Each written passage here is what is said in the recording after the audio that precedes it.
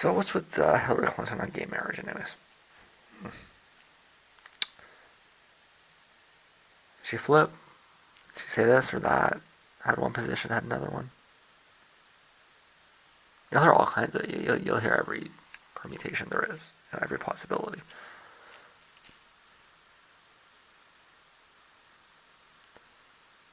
I think the actual truth is that she didn't change her position at all. Now hear me out. Sure, she says it all the time. She claims consistency, and people laugh at her. I've been clear for years. Yeah, right, Hillary. But at this particular issue, if you look at what she's saying closely on this issue, it is true. And it requires misinterpreting her twice to not see it. Right? And that's what I think has happened. Is that people misinterpreted what she said in the first place, and then they misinterpreted what she says now, and then they think there's a flop there because they misinterpreted it twice. Back when she was opposed to gay marriage, and she was for a long time, she wasn't actually really opposed to it. Or she was actually really opposed to it, but on a personal level rather than on a professional level. And that sounds like the most ridiculous thing in the world, unless you see.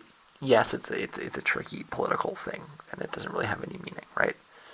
If you elect somebody as a representative, then this idea that they should separate their personal views from their professional views doesn't make any sense. And if you elect them for their there's no way out of it. It's just a chain of contradictions all on top of itself, right? But she did always say that it was up to the courts. She said things like, "Let the states decide." Okay. She never came out and said no specifically. She said it was up to the courts. It was up to the states.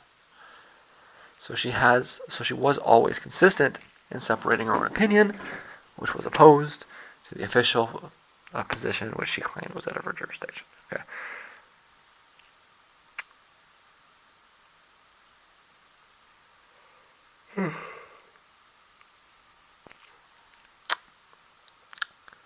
So what happened was people. Sorry, I'm just gonna. Yeah, leg was getting a little sore there. What happened was people misinterpreted that as saying that she was opposed because she did say she was opposed personally. I shouldn't say she'd vote against it though, right? So it's a bit of a logical fallacy there itself, right? She may have said that she wouldn't vote in favor of it, or she wouldn't support it, but she also more or less stated that she wouldn't block it, right?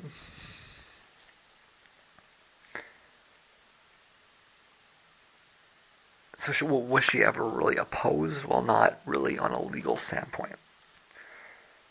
Because if one of the states legalized it, she wouldn't fight that, right? Even though she wouldn't actively support it or vote for it, right? And you would come to the conclusion that if some other president passed it, then she wouldn't overturn it when she came in, right? Which is basically the same position that Stephen Harper took. Okay, I think that's why it's easy for me to understand her position initially, because it was the same position that the Conservative Party in Canada took,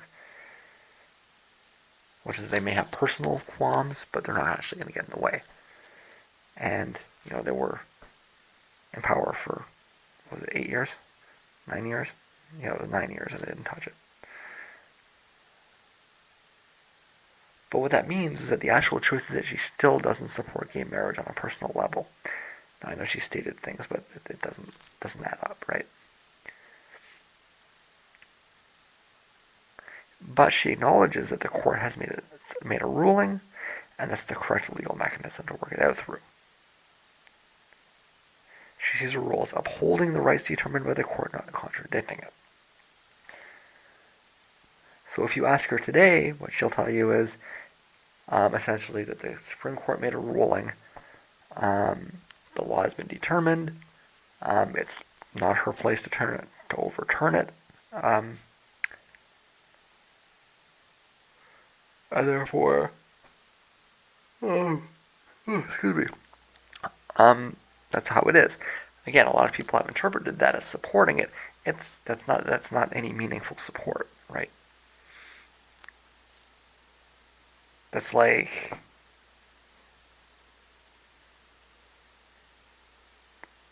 well, that's probably close to like her supporting school integration because of the court case, Brown versus Board of Education.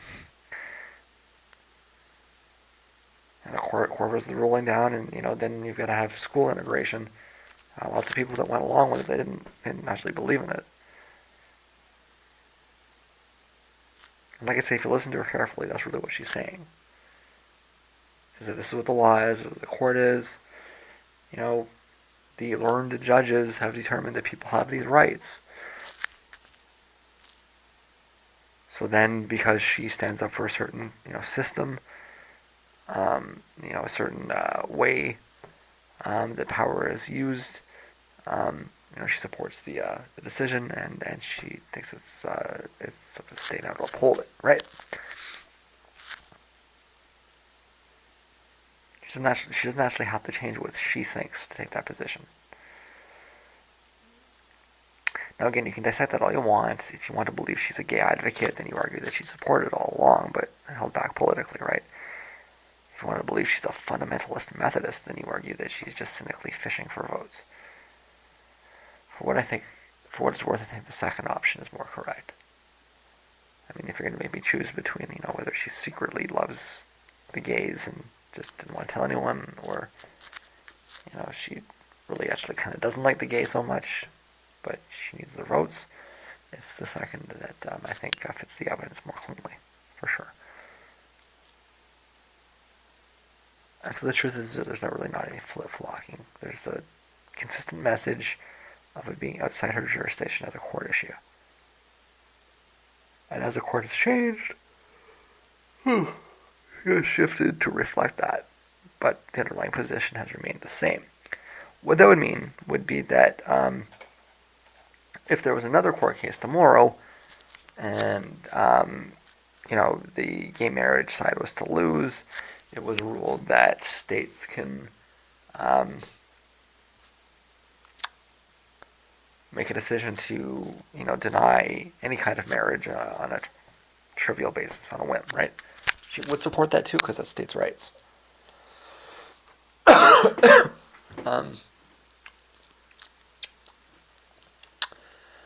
There's one other thing to kind of point out with that, is that in the United States, arguing for states' rights is somewhat of a dog whistle, right?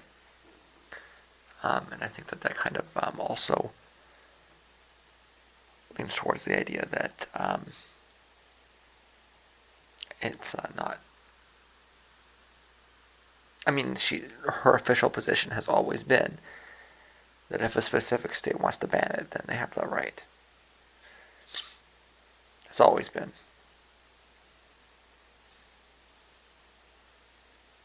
So I mean, it's up to what the Supreme Court decides is going to change or shift, right? Like I say, if the Supreme Court rules tomorrow that, gay people should be rounded up and put in a camp, that's what you'll hear Clinton, or at least that's what her position says. Maybe that's a little bit, maybe there's some, extraneous circumstances where her position is up for modification. Okay, I'll grant her that, but from a logic perspective, she would have to, because that's what her position is. It's just whatever the court says.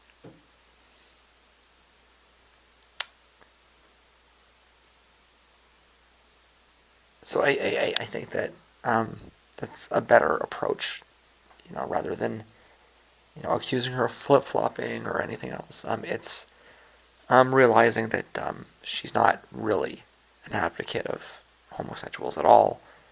She just knows that she has to pretend that she is in order to win certain key areas. That's the reality. Sorry.